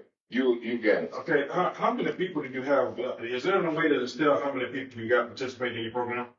Right now, we don't have any because we are updating this website. My website designer is Tim Bowser and Brian Evans. They are adding some things to the website that can make it easier. For example, they're in the process of adding a lot of practice tests. But soon I hope to sign with a couple school boards so that we can do a practice run just to see how it goes first. Okay, now how long have you been doing this? So I have been working on this since about 2014. However, because I'm gonna be very transparent with you, being lazy and being frustrated because of how many people have told me no, I stopped doing it. But then all I did was I was like, God, if this is what you want me to do, I just throw my hands up. I'm just gonna do it. Right. So Okay, so you haven't lunch yet, or you have? So you guys aren't there to have lunch. Is that what you're saying? no, we Oh, you haven't? Okay, I got it. I'm just trying to make sure I'm following. This is a good concept. It's not for me. Okay, I was just trying to, yeah, it's a great concept, man. I think it'll be very beneficial for a side hustle, for a teacher, man. I mean, but my next question now, let's go back over the percentages. Okay, now you say the teacher gets 20% right off the bat. Yes, sir. Okay, the administration get 5%. Yes, sir. Somebody else get 5%. Who is that? The school itself. The school get 5%. Okay, now how do you make money? How do you make money? You gotta make it look, man. How do you make money yourself? How do I make money off of this? Yes. So what happens is every test that is bought for the entire country, I only take 2.5%. Oh, okay, I got you now. I got you. Okay. All right. But I mean, I'm still working different jobs. Like right now, I work at Lincoln Gas. I'm sales manager, so I do other things. Are you in Greenville? No, sir. I'm in Charlotte, North Carolina. Charlotte. Okay, I came all the way here from Charlotte. This week, where me and my wife we headed back to the Super Greenville. Okay, you said something about Greenville, so you lived in Greenville one time. Yeah, I'm from Greenville. Oh, you from Greenville? Yeah, I got you. I got you. Yes, I got you. But this would be a perfect place to launch this. It really would be. My question is, okay, say my daughter's a teacher, she's a math teacher, and she has multiple juniors and seniors. If all 20 students want to buy this program and say they want 3 points, so they will pay that. So you will see that all 20 of her kids have purchased that for that course. Yes, sir. Okay, so out of that, of the 20 kids, she will get 20% of what they wrong. Yes, sir. Whether they pass the test or whether they pass or not, she will going to receive that. She's going to receive that 20%. Yes, sir. Okay. I wish I had something like this in college. I was a music education major and a minor in psychology. Chemistry, biology wore me out. Yeah, it wore me out. And some of my music classes wore me out because I couldn't understand the concept of certain classes because certain teachers have a certain style of teaching. And so I had to go to some school 3 times. It was one point I was in school for 3 years straight because I was always in some school. Some school is very expensive. Yeah. And so if this, eventually I do want to move this up to college level, but I know if I had something like this that was available, man, it would have saved me so much time. I normally graduated on time. I stayed there for 5 years. I got 2 degrees. But it just gives the student an extra option to be able to pass their courses and not have to necessarily worry about summer school or, the worst thing is when you got to go tell your parent, hey, look, I'm going to be here for another year or I'm going to be here for another semester or I'm changing my major.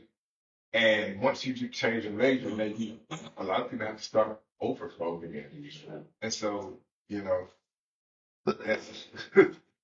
that's tough. So how does your test differ from the test or exam that a teacher would give? So with my test, what students can do before they even log on is it will show you a video of what you're learning. It will take you step by step. Students can click on the examples and it'll walk them through it. One thing that the website will do eventually, which is what my website designers are working on, we want to find out where students started we call it the learning block, meaning where did students stop really learning at? Was it colors? Was it numbers? And we have these building block tests where students can take. So it'll pretty much show, okay, this is what you're not doing to get the correct answer. And so my test provides that for students before they even purchase the test. Because we want you to know this is the type test you're going to be taking for this course. Click on the sample questions, click on the sample test. We're going to walk you through it. So when you look at something like the Aid Help or the Khan Academy, you how do you, how does a family decide to go your way versus dealing with any help on the car academy? Well, because I've been looking up for years of what websites or what companies or what systems actually don't just help students, but it pay teachers. I don't know any program that pays teachers. I don't know. I mean, I think it's a slap in the face when I say I only got a 100% rating. Yes, sir. Our goal eventually is to be able to pay teachers anywhere between $500 to $1,500 per semester. That is our goal. If we can help a teacher pay off a bill for a year, I think we've done our job, and they don't have to do anything. We didn't want to put more work on the teachers. We wanted to take the responsibility off, some of the responsibility off of their backs, but also give them an incentive at the end of each semester to say, hey, look, this is an extra option for students. And like I said, they can also track how much they're getting. It'll show on their side of what they're getting, and then at the end of the semester, they'll get their check, whether it's direct deposited to their account or they'll receive it in the mail. But the dollars, from a low income family, the parents are the ones gonna have to come up with the seed money to. Correct. So how do we negotiate or navigate through that check they already broke? Well, Can I answer that for him? Can I answer that question for him? I mean, I'm not trying to take your presentations. If they got $500 to spend on a PlayStation, or $80 to spend on a PS5 game, or $100 to spend on a controller, or $250 to spend on some Jordan for school, I think they can, it's about how you redirect the parents' mind, understand, invest in their education instead of giving them money to whatever the kid wants, subscriptions online, streaming services, whatever. So I think, that's one of the things I'll be talking about when I get up. We need to figure out how to redirect your parents' mind. If you can invest, give them money to a white, or I keep saying, I'm sorry, we on the phone camera. If you can give money to other organizations that's not controlled by us, you can invest into a black man and try to not only build what he's trying to do, but invest in my child at the same time. Yeah, So it's about redirecting our parents' thinking. See, we keep calling ourselves marginalized, underserved, poor. We some of the wealthiest people in the world if we put everything together. And so we have to start getting that mindset. We have to retrain the parents. Look, you invested in your child's education. You can invest in him going to the Kings of Meeting. You can invest in him going to Busch Gardens. You can invest in him going to the mall. You can invest into all kinds of video games, shoes and clothes, iPhones. I mean, the average kid got cell phones now. Yes. And you don't have $10 to pay for a test that helps towards his education. So it's not about whether they can afford it, sir. And I'm not trying to be argumentative. It's about redirecting their thinking is to prioritize with their child what's important. And this is by far more important. I understand that what you talking trying to, we got to blow up a value system that ain't working. Hey, exactly. We got to understand and redirect our parents to think and start investing in their kids. See, the problem is, even with this form, we trying to do everything ourselves. Yeah. Bring awareness and do all this stuff. You have to get the parents involved in what you're doing. If you don't do it, you're wasting a lot of time. And so that's the angle that a lot of people are not trying to do. Somebody need to be knocking on their doors, going at home, sitting here. Hey, look, your son is, this is where he's going, and this is what we think we need to invest in. And so we got to start redirecting our thinking. I know it's a tall order, it's hard, but somebody got to do the work to help educate not just the kids, but the parents on why they need to be helping with their kids' education. But go ahead, bro. I'm sorry to take over your thing. I'm sorry. But it's a preaching, man. I can't help it. You got anything else? That is correct, but also I was going to say, just like how back in the day they had, I think they still have, where they had like free paid lunch, and you have to fill out a form, and then you get pretty much what's the same thing with us. You fill out a form, and depending on your house income, you do get a discounted rate, depending on your household. So. But I definitely agree with that. don't. I definitely agree with that. Okay. We thank you. Yeah, but I just want to add, but also, I mean, you got churches, you got people in the community that know children that really need it. Yeah. I mean, the community got a role to play as well. Yeah, that's true. Absolutely. Yeah. Okay. We appreciate it. Yeah. Thank you. Next presentation. It's going wide, but we're on screaming live too, so your presentation. Okay. Okay, Mr. Davis. All right. I need to run my clicker. I'm sorry. You teach you how to do it right quick. I don't have my clicker with me. I'm sorry. You can unplug mine if you need to. Huh? He said you can unplug it if you need one. Okay, let's do that right quick. I do apologize, y'all.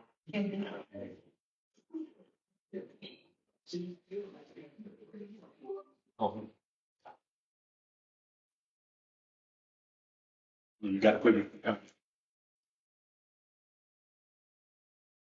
It's right. Oh, it's right here. You go, brother. Let's see. We're going to do the ATM. I don't need you just ATM outdoors. Okay. That's all put up. I think he had mine with HDMI. Did he take it out? Is it right? That might have fell. Lucky left. Oh, it's right down the floor. Sorry, I didn't realize he had taken the thing out. Give me a second. Yes, I'm asking who was already connected. While I Yeah, we connected. He was already connected. So,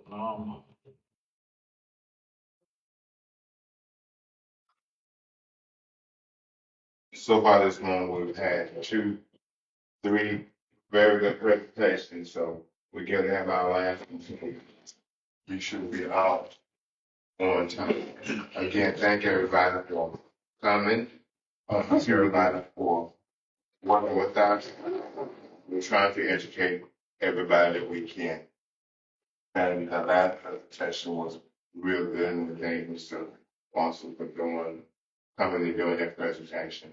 And hopefully that it would work. And then Mr. Davis, you're going to do his presentation. okay. Davis?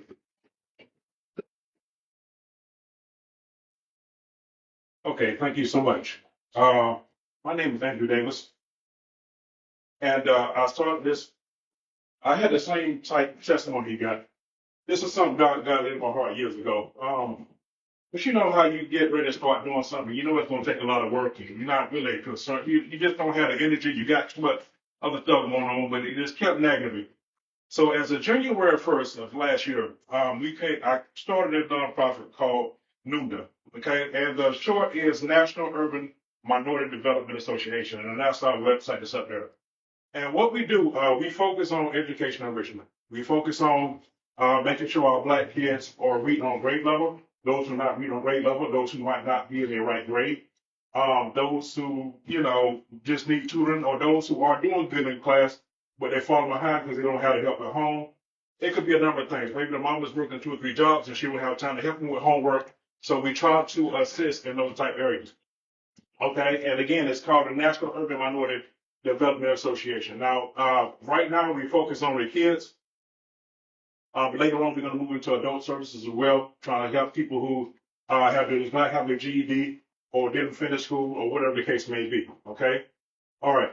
So, and this is our goals. Our goal is to help low-income minority youth to achieve academic success. Because the thing is, we got too many of our Black kids just simply falling behind. There's too many of them. Okay, we got too many of them graduate from high school and can't read on 4th grade level. Okay, and so what we're trying to do, we're trying to fill that gap. And the teacher can't, and a lot of times, I know I don't have much time, people just put all the pressure on the teacher. It's not entirely the teacher's job to make sure your kid get an education and make sure your kid is development from an educational standpoint. And so we try to redirect thinking in that aspect. We try to work with the parents and help them be involved because, again, the teacher, I don't care the school, no organization can do it by itself. It takes everybody working together, okay? Again, we're going to talk about reading levels. We're real big on this, okay? What we do, the kids that come in our program, we make sure we're doing tests to make sure to see where they are at and make sure they're reading on their grade level, okay? Because that's important. Reading is very, very important. Now, what's the stereotype against us Black folks? You want to put something, you want to hide something from Black folks, put it in writing, if you want to hide it from them. And so we definitely focus on making sure the kids are reading on grade level, okay?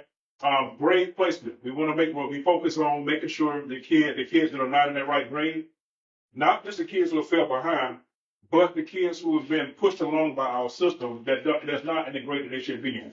Okay, so we identify that issue as well. Because we got too many of our kids in our community in 12th grade and they got the business in 12th grade, okay? Or they in 8th grade, they don't have the business in 8th grade because the teacher tired of dealing with them and they just gonna push them along. That does not help them whatsoever. And many times, if you look back at the statistics, many of them end up in the prison system, end up in the system because. So we focus on getting them back in the right grade, and if they're in the wrong grade, we focus on trying to get them up to speed so they can actually, so their education level can reflect, their grade level. Okay. Now, tutoring again. A lot of parents, work or whatever, and like somebody was saying earlier about having to work 65 hours a week just to make ends meet and still can't get ahead. So a lot of parents just don't have the time to work with their children. So what we do, we try to fill it. We try to fill the gap, and even give them a place to come that they can actually get the help that they need. Okay. All right. We also focus on talent discovery and development. All right. Now, this is a lot of things that's overlooked, and especially with our young black kids. Okay. So what we do, by spending time with them, by interacting with them, and by also trying to help them through the tutoring process or learning, we discover what kind of talents they had that they might not have, that they might not know they had, or their parents not know they had. Okay. And so we hit a girl that she never drew a picture before, but I sat down and I told her, I said, why don't you just do this little art project? The girl drew a picture like she's been doing it for, all her life, but she didn't realize she had that talent. And so now we know she got that talent. Now we need to talk to the parent and say, hey, look, this child, I mean, I don't know how they even do this, but I think we kind of need to cultivate this gift they got. Even with math, sometimes the kid can do, just do math and do it faster than I can. And you talking about somebody in the 4th grade. And so we realize that talent is there, and the parent don't realize it because they haven't spent enough time with the kid or whatever. Now it's time for us to deal with the parent and help them cultivate, again, that particular gift that they have, okay? And so we can start building our next generation of very forward-thinking, smart, artistic, individuals, okay? All right, personal self-worth development. We focus on, and like I said, I just did a quick one because I know I didn't have a lot of time. We work on personal self-worth development, okay? A lot of our kids, also have low self-esteem, okay? A lot of kids in my community, they live in poverty and be exposed to some things or live in low income areas that, might not, they may see things going on that a normal kid won't see going on. And so what happens a lot of times, it affects their self-esteem or their self-worth, okay? And so what we do, we try to instill in them, hey, you can be whatever you want to be. You're not stupid. You're not dumb. You're not marginalized, or you're not all these other labels that try to put on black people. You can be whatever you put in your mind and put the work in to be. We have a team here to help you. We have a team here to support you. You can be whatever you want to be. And just in that alone, if we can get them to believe in themselves and to get a different outlook, they go and build their self-esteem up, to have confidence in themselves, that alone will help them change automatically. That'll help them develop automatically. Okay? Now, the strategy. Okay? Number one, our strategy, how we approach this issue of the problem with our kids and our low-income communities. Development dedication. Number one, we got to have a team, and we got to build a network of people who's actually dedicated. Not somebody who's just trying to show up, not somebody who's just trying to be a part of something. We really need to build a whole team that's dedicated into the success of these young people. Okay, regardless of where they come from, what the income, what social background they're from, or whatever the case may be. Again, I talked about a little bit already, parent involvement. It's imperative that, and I see this as a big problem in the school system. We don't have the parent involvement. We have got, especially in our community, we do not have the power. It's amazing how many teachers I come across. Oh yeah, well this assignment wasn't turned in, but the parent rather fuss at the kid, fuss at the teacher because the kid is fell behind, and they haven't done anything at home to make sure they're doing their homework, to make sure they prepare for the test. And so it's a uphill battle. But anyway, that's a long story. Y'all in education know what I'm talking about. Teacher involvement. All right. What we do is not only are we helping the kid develop through our program at our center that we got in Winterville, and we're gonna talk about that in a second. But we also have the teacher involvement. Okay. So what we're gonna do, we're gonna have people that's calling teachers. So hey, did little Daquan turn his assignment this week? Okay, we noticed Keisha had some homework. How's she doing her homework? Is there anything we can help? What's her grade in this? What she got in the future? What other curriculum what are the weaknesses that you see as a teacher in the classroom that we can kind of help develop outside of the education? Does the kids have any kind of learning disability? Whatever the case may be. And so we're going to be involved in the teacher as well to monitor the progress of the kid that we have in our program. We're not just going to put them in and do all this work with them and not measuring the success, because it's a lot of time and effort involved and a lot of money. And me and my wife is pulling money out of our own pocket to fund this, and that's how dedicated we are. Okay, and we don't depend on outside funding. Okay, so we want to make sure the program is effective and that these kids are actually progressing, that these kids actually are making changes in their grades, they're making changes in their reading level, they're improving their math, whatever the case may be. Okay, so we're going to get with the teacher on a weekly basis or however long to figure out, okay, is this kid progressing? And if they're not, what can we do to try to help them get forward? And so we very deeply involved in what we're doing.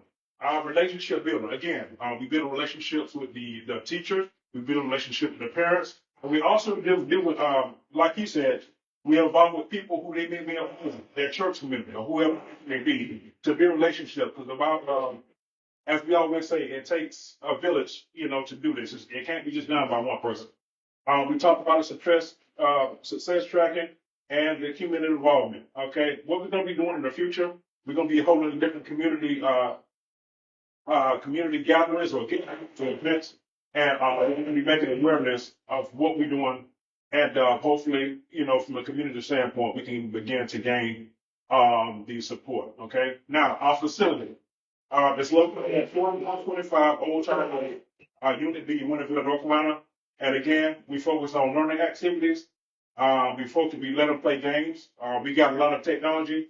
So now, let me back up for a minute. Now, this facility serves two things, and I hope y'all can go to the website and go to our Facebook page. Okay, it's going to do two things. Number one, we made it as a drop-in childcare. Okay, so that parent that has to go get their hair done, get their nails done, need to go to a job interview, need somebody to watch the kid, whatever the case may be, they drop them off to us. We charge them a fee of $6 an hour, and or $3 if you got an additional child.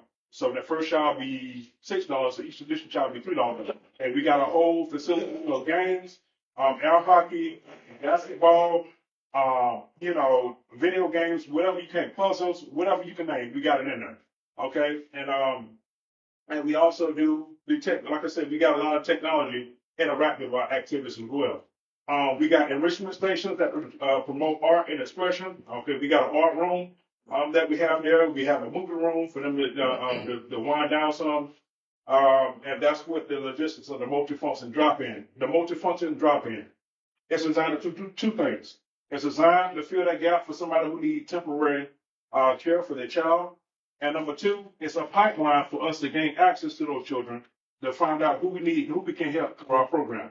And so with that being said, we have a facility, a computer lab that we built in the back of the facility that we can do that. And I wish I had time to go through all the pictures, but I don't. And we also do after school, but our after school program is different. Again, we are focused and dedicated to making sure that these children are being successful. This is not just another program that you drop them off to another after school. We are dedicated and we're going to want to be successful. If they're not being successful and they're not, improving through our program, we're going to do, if we got to go out of parents' house and knock on the door, we're going to try to figure out why. Okay? All right. These are just some of the kids in the program. Now, we having great success. Again, we started this, we started this with we got registered with Secretary of State back in January 2025. We just opened our first facility December 2nd of last year. And from December to now, we already got over 80 kids in our program. All 80 children. Okay? Y'all, I'm dedicated to this. I'm dedicated. You ain't playing. You're not playing. I'm tired. Look, let me side turn for just a minute. And y'all have to forgive me if I use these preacher terms because I'm a preacher. Now, look, we can't keep waiting on the politicians or whoever else to fix our problem. We've got to pull together in our own community and fix our own issues. We have too many people talk about Trump. God knows he's doing some stuff I don't like. He is, but he are doing some things that are right. But on the same token, these state and local people that we are voting for are not representing us properly in the General Assembly. They're not. And I don't care who said, I'm going to put up. And so my thing is, if we are voting for these people, and I'm not going to take out the vote, but if you are voting for these people, you make sure you go behind them and make sure you're holding them accountable for what you voted for them to do. Okay? And that's the problem that we're having. And now we got to the point we talked about earlier where we're not voting. A lot of black people not voting. Why? Because they lost confidence. They keep saying the same thing over and over again. After politician, after politician, after politician. At some point in time, you get like, wait, I've been voting for these people all this time, and they're still, the situation's not changing. I see they get promoted through the ranks to other, to other upper levels of government. I see them going further in their political career, but we're not moving, we're not progressing. Okay, and we need to start holding these people that we vote for, hold them accountable. I don't care if they're black, white, I don't care what color they are. We need to fix this education problem with our children, and we need to do it together as a community. Okay, again, so I'm sorry, I just had to take a little side note for a minute. But again, this is the website. If y'all want to log into it, and you'll see a lot of what we're doing. And let's see, these are some of the kids that we got. This is the computer lab that we have in the back, and this is where we do all our enrichment programs. Okay, and that's it. Let me go back to the first slide, y'all, and I'm gonna go back to the first one. Oh, you need to write that down now?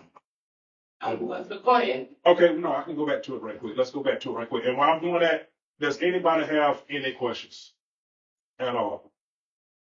Anyway, yeah, there you go. There it is right there. Okay. Anybody got any questions? How many tutors do you have? Right now it's about 5. Okay. Yeah, right now it's about 5 total that we have. One of them including myself. Okay, and like I said again, we got the computer lab in the back. We got plenty of help. And if you see the facility behind you, that's an architect that's sitting in front of. I didn't have time. Well, I didn't want to upload a lot of photos, but you can go to the website and you can see all the photos. And we also on Facebook. Remember to drop in when we on Facebook as well. And then you can see a lot of the things. We had a nice Black History program that we have for kids, and that's another thing that we've been on. Our schools are not teaching kids Black history, but I'm gonna say it again. It's our job as a Black community to teach our Black kids Black history. We should not be waiting on a white teacher in a white school system to teach our kids about. Can y'all talk to me for a minute? We can't keep waiting on them to do it. Okay, so what we did, we had a whole program. We're going to teach you who Sojourner Truth is. We're going to teach you who George Washington Carver was. And we're going to make sure you understand who they were. Frederick Douglass. And if you look, I don't know if you can see it right now. I didn't put that picture. But in there, we got a whole wall, across the whole wall for Black History Month. And we got a whole poster that the kids made dedicated. And y'all get on the Facebook page to each person and what their contributions is to this country. And because we can't keep waiting on them to teach Black history because we see they don't do it no more. Okay, and so we need to take it upon ourselves as a community to make sure our kids are educated and know who they are and where they come from. Because you wait for somebody else to do it, it ain't gonna happen. Okay? Okay. Any more questions? And I'm gonna go back now. This is the drop. I mean, this is the organizations. Well, you can link to it through the drop-in website, but that's an organization, National Urban Minority Development Association. And look, this is a large vision. We're not going to just be local here in Greenville, but I'm planning on taking this concept worldwide. And one more thing I'm going to say to the panel up here, I want to take this concept, if I can partner with enough people, I want to take this concept and put it in these rural communities where the kids can have access to this. Now, in Greenfield County, there's a lot of people, but I want to partner with people and help bring the same concept to Bertie County, Tyrrell County, and Hereford, and wherever else we can possibly bring it to, but it's going to take, all of us working together. Also, what I didn't mention is about the teacher involvement part. Now, we do get with teachers, and if they lack any resources in the classroom, they need paper, sanitized white glue, whatever, we try to fill that gap as well. We try to donate into the classroom to make sure the teacher has what they need in order to be successful in the classroom. Okay? Okay. All right. Anybody else got any questions? Let me ask you, sure. The transportation issue, have you looked at that? Yeah, that's going to be coming down the road. Now, I don't know if you know anything about Greenville. We're on the Winterville Park side, about 5 hours. Now, we're getting a lot of feedback from Old Child Road area on the other side of the river, other side of Greenville, from there from Belton. Mm-hmm. And a lot of people want to be in a program, want their kids in there, but they simply don't have the transportation. We're working on getting transportation now. We don't have it yet. But we have several people, transportation companies that we're partnering with that can provide the transportation as of right now. Okay, so the parent does need transportation. We got transportation companies that we partner with to make sure that that becomes reality. But keep praying for us. Within the next month or so, I'm hoping that we'll have a 15 or 20 passenger van, to be able to fill that gap. Okay. Yes, sir. So I used to be a manager of enterprise, and when you can do it, you can write enterprise, and a lot of times they may donate those 15 passenger vans. Really? Yeah, I used to be a manager of enterprise. They give a lot of money toward minority business. Okay, great. Well, like I said, the overall goal, man, I want to see this duplicated in rural communities. I want to see that we don't have this kind of stuff. It's easy to do in big county, plenty of folks got money. But I want to go to these areas where we're struggling, education wise, grade wise. This is what I want to get to. And so if I can partner with enough people. My goal, I think Ms. Mavis Hill, I know for a fact, she came by and toured the facility, and she was very impressed with it. She was very impressed with the facility. Unfortunately, she couldn't be here today, but yeah, she was very impressed. And I told her that's my vision, is to have it in those areas where the children can't really afford it. So what you doing, sort of parallel with what the Boys and Girls Club and these something you're supposed to be doing? Yeah, but my thing is we actually focus and dedicated on the development. The Boys and Girls Club, you just go in there and play. Whatever time you're in there, you just in there. But we're gonna go beyond. We're gonna build a relationship with the parent and the teacher to make sure that child has been developed. That's a different point. But now we are simple. Okay. I'm just curious as to, I'm not knocking teachers, but in terms of the student, just on a race base, you don't have anywhere near the number of teachers that, just from a color standpoint, be a role model for the young folk. Now, what's your question? You don't have, what are you doing? How are you dealing with those teachers and can you have a vetting process to be able to determine those teachers who these kids are in contact with, if you don't have any interest in these kids advancing? Okay, well, with us, you can't help but do, because we're gonna hold you accountable. Okay, now, so if I got Miss Susan Slavinsky, whatever you want to call her, and I see that she's not really taking interest in the child, now at that point, we can get involved and say, hey, look, now we get involved when they have a meeting with the teacher, say, hey, look, now we notice that this kid is not progressing, and you're not seeing like you're showing an interest. Now, at the same time, you got to be fair. It's easy for me to look from the outside in. I don't know what they're dealing with. Okay, that teacher underpaid, tired, and she has 25 kids in that class. She can't afford to give all them people attention that she needs, kids who need. So we have to back up and make sure we're not jumping the gun and making sure we're making the right assessment. Now, if she is doing it, we can address that. But at the same time, if we see that educator's overloaded, then we need to try to do, see how we can assist the teacher to help with that, to help with that situation. Okay. So to answer your question, we're gonna hold them accountable one way or another. I promise you. So. Nice presentation. Very nice. Thank you. Very nice. Well, I just need the support. We got to do this together. One thing, the gentleman, I don't know his name, one thing that burned in my spirit when he said it, he said, we got to pull and do this together. Yes, we do. We can't, we got to pull, look, I'm tired of calling black folks underserved, disenfranchised, poor. We're not none of that stuff. No. That's a label that they put on us. Yes. If you add all the money into this country that black people got, we would be the 8th or 9th wealthiest country in the whole world. We got black billionaires. It ain't nothing that what Donald Trump bought that a black man owns. Nothing. And so we got to start looking at ourselves as underserved, disenfranchised, all these other labels they put on us. We got to understand, hey, look, we are great people. And we are able to do whatever we put our mind to do. Look at Black Wall Street. All Black Wall Street was a group of black people saying, wait a minute, the white man is not doing this for us. He's not giving us access to nothing. We're going to go out and build our own. Now, they came and brought it down, but we built it back up. And we can build it again, I believe. And so, but we need to get outside of the mindset of waiting on Washington or waiting on Republicans or Democrats to do anything for us. Work together as a community to fix the problem also. Okay? I ain't gonna take up y'all time. But y'all make it. Thank you. Thank you, Mr. Davis. And speaking on behalf of the Civic group, we will still try to deal with you, partner with you in all the counties that we serve and all the other counties. We can do it. When you want to do it. Like you said, one step at a time. Yes, sir. You start there in Raven. Yes, sir. Then we get together, we'll meet you together. My next stop is Berkeley County. That's my next stop. Your next stop, Berkeley County? Yes. Come see me. Yes, sir. We'll see can we make it work. Okay. Okay. Okay, that ends the presentation for for today. I want to thank everybody for joining us.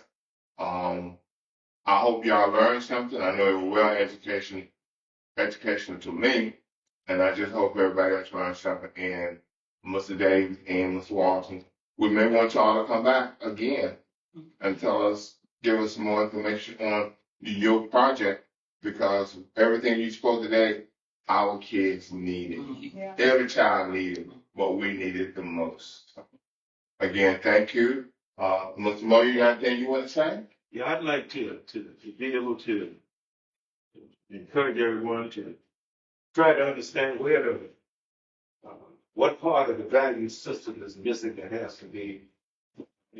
We're talking about parents that are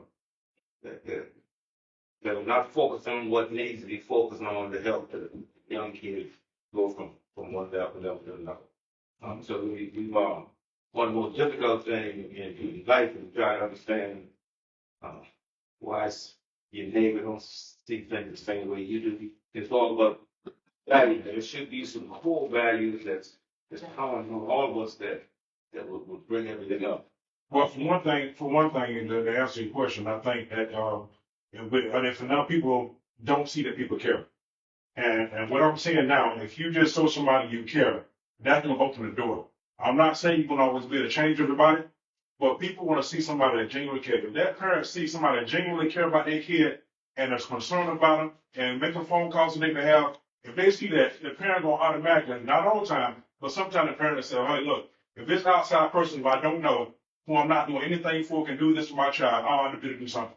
And that's all they need to see is somebody cares. And the statistics show for years and generations that a student will, if they like the teacher, they will perform. Right. The other part that Mr. Wilson brought, when we talked about the community garden,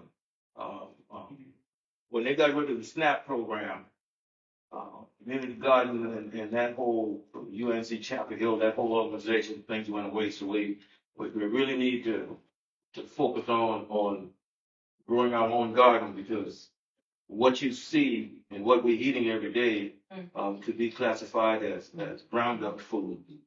Because when you go through these and look at these fields, the peanut patches, the soybean, whatever, see no weed, no grass, that's Roundup. To kill that's herbicide, and it has to get into the food that you're eating. So when you grow your own garden, the choice is yours whether you want to put the labor in, get rid of the weed and grass, or you use chemicals to do it. So right. So that's why we are unhealthy. So the community gardens and by churches and creed is a great way to start to remedy some of these. Ms. Smith, your closing thought? I indeed enjoy all of you, and thank you all for coming out. It is good to hear that you all are young people who are working and know and understand the needs of your communities in which you are from, and that you're willing to bring something back, to place back into those communities, to help those communities grow. Our parents who are not necessarily, like this young gentleman said, abreast of what's going on in the needs, they should hear this. So we have to bring this into other communities. I'm glad you're here today in Mr. Matthews' community, but we've got to get you in our communities. Like we said, we're 23 counties that we're actively working on, then it's going to be good to know that we can get you in our community so our parents and our community can hear what you are having to offer. So again, I would just say thank you and never give up. I was sitting here not saying that I'm not paying you attention, but you were bringing such great information. I couldn't get it fast enough again. Oh, make sure you get it. I'll make sure you get it. So I started kind of like, tapping and looking and putting it back. But one thing too, in growing you all, check with your banks. I found it to be very productive. Check with your banks, especially with tourists and banks, and ask banks what kind of nonprofits, loans and things that they have or foundation grants they have that could support your business or your entrepreneurship and what you're trying to do. And say to them, it's my communities that invest here, so how can you invest in me? And you'd be surprised. There are grants out there, grants that are in place from now until I know April. With some of those banks, just give them a call and see what they got. You may be surprised, and it could benefit you. Right. Thank you. Again, thank everybody for coming in. Thank everybody for who's on Zoom. And thank everybody who's on Facebook and whatever. Again, thank you. And we've had all the time that we need Mr. Bond, to do that. before you close out. But my problem is we got people that can help when it comes to stuff like this. And see, my problem is I've been out here since the late 80s, my age. And you got people in place when they see black guys come out trying to do something, they ought to be willing to help the churches and all. So until that happens, a whole lot ain't gonna change. Well, I got a plan for that, but don't worry. You let me worry about that. Let me worry about that. I got that. Trust me. Well, I'm not just talking about y'all, but I'm talking about any black man that's out trying to do something. They gotta get support, and that's the problem I have. If I look at they talk about what young folk ain't doing. Well, if you got black men that's trying to do something, including myself, and you ain't supporting me, that ain't giving them no hope. And that's the problem we have in our community. We jealous. We don't want to support people. We got to start supporting people, even the church. And that's where it's going to start at. Yeah. Well, I will say this before we leave the door started. My mindset is not focused on people who do not help me. God gave me this vision. And God's gonna do it. So he must already got the people in place. Right. That's right. That's right. That's going to get this thing moving the way it's supposed to. That's right. This thing is going to cost millions of dollars. He got you. I ain't got nowhere near millions of dollars in my account. That ain't the point. God told me to do this. That means he must already have a plan for it to happen. That's right. Because a lot of times we'll psychologically stop ourselves. Yes. With what we don't have, but God will always put the right My sources. God, come on here. Then you say thank him. You say that's the loss of my millions. And billions. You already said. You're thinking like you died. Absolutely. Absolutely. And let me say this also, man. And that kind of, if you don't want to, I know you're on social media, and we don't want people, like I say, and I'm not being, this is constructive criticism, but Jesus Christ took 12 men and turned the whole world upside down. 12 men that spread the gospel throughout the whole world. So it's not about the number that you have, it's about who with you. I agree. He told the prophet when he went out, he came back and told Elijah, he said, man, they lined up out there really against us. But God told him, he prayed to God and said, open his eyes. And when he opened his eyes, he saw an encampment of angels all the way around the outside of the enemy that he couldn't see. So, like I say, man, we can do it. Oh, yeah, I totally agree. But I also know that even with candidates, a lot of times it ain't you who make you. People outside that support you also make a whole lot of difference. Yeah. We can say what we want to, but people might look at me and say, well, he ain't nobody. But if I got some strong supporters in this room that people respect, then they gonna support me. Okay, and our time is up, so I'd like to declare this meeting adjourned. And again, thank everybody for attending, and we hope to see you at again. Everybody be blessed, and you will meet again. Thank you all. Have a good evening.